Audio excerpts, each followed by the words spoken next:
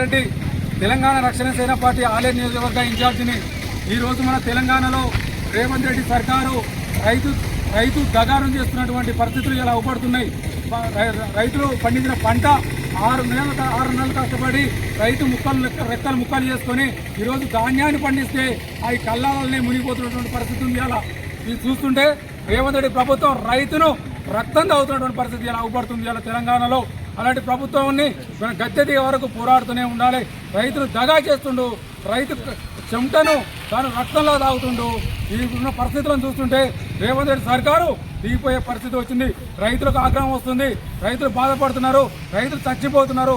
ఇలా కళ్ళాల కాడ ఎండ దెబ్బకు గుండెలు పగిలిపోతున్న పరిస్థితి ఇలా ఉన్నది. నెల కొద్ది ధాన్యానంతరం పెట్టుకొని కొనలేని పరిస్థితి ఉంది ఇలా.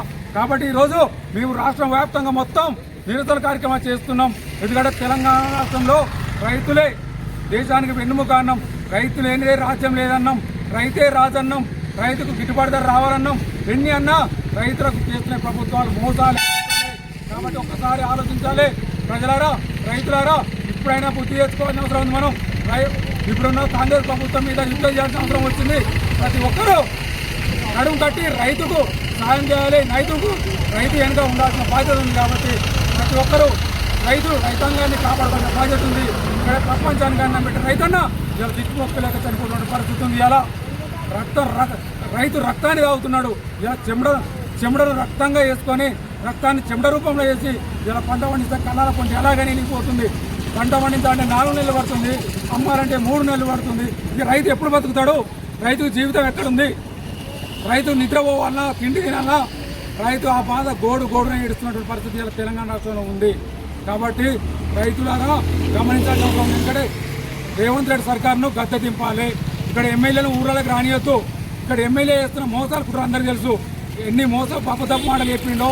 ఆయన రైతుల కళ్ళాలను ఒడ్డు పెట్టుకుంటే ఆయన సైకిల్ యాత్రలు చేస్తున్నాడు, రేపు బస్సు యాత్రలు చేస్తున్నాడు. ఇలా రైతులు మాత్రం నిలిగిపోతున్నారు, రగిలిపోతున్నారు. ఇప్పుడు ఒక్కసారి ఆలోచించాలి ప్రజలారా, రైతులారా. ఒక్కసారి గమనించి ఈ ప్రభుత్వాన్ని కూరబెట్టే వరకు మనం పోరాటం చేయాలి. రైతు పోరాటం వస్తుంది, రైతు రాజు చేస్తాం.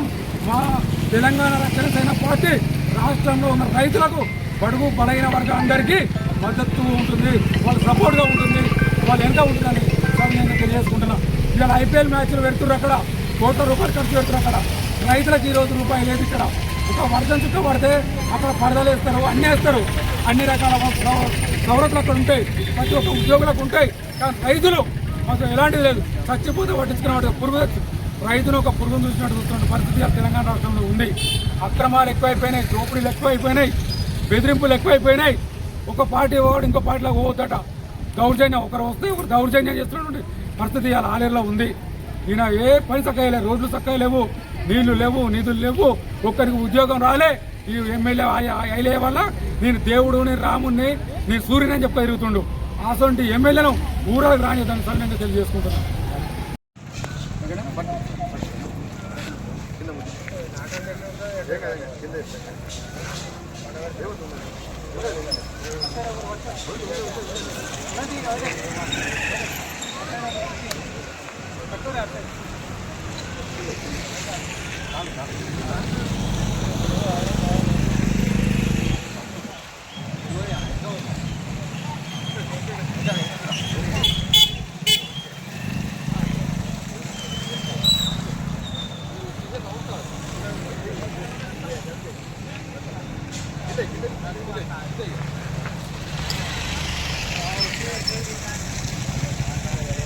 జై తెలంగాణ, జై తెలంగాణ, జై కవితమ్మ, జై కవితమ్మ, జై తెలంగాణ. రైతులు మొదలు చేసే ప్రభుత్వం వెంటనే రేవంత్ రెడ్డి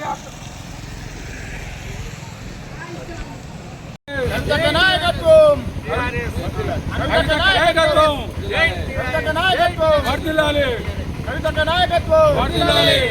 రైతుల పాలిట ఎముడు రేవంత్ రెడ్డి, రైతుల పాలిట ఎముడు రేవంత్ రెడ్డి, రైతుల పాలిట ఎముడు రేవంత్ రెడ్డి.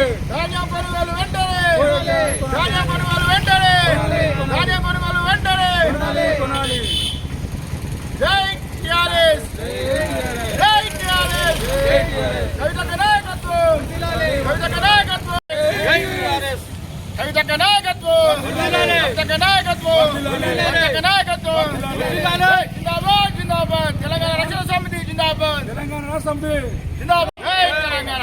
రైతులు మోసం చేసే ప్రభుత్వం వెంటనే గద్దె దిగాలి, రేవంత్ రెడ్డి మోసగాడు వెంటనే గద్దె దిగాలి, గద్దె దిగాలి.